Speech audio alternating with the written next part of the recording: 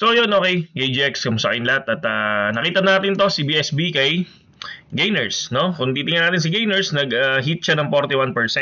So ngayon, sinubukan natin siyang i-grab, no? Kapag tiningnan natin siya sa 1 hour time frame, so nagkaroon siya ng pump dito. So actually may mga support nga ako nakita dito sa ilalim, pero syempre lumipad na.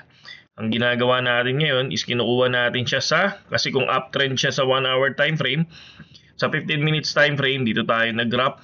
So, syempre, kung uptrend sa 1 hour time frame, if ever ma-break dito, no? Sabi ko nga yung 20% rules is i-apply lang natin. At least kahit papaano, makakapag-profit tayo ng 20%. So, ito, pag na-break, possible, basta may confirmation, possible lumipad siya. Tulad nung ginawa nating strat kay Bit kanina, 'di ba? Nakita niyo yung post natin kay Bit, kay hawak mo ng Bit, kay hawak mo ang Bit, 'di ba?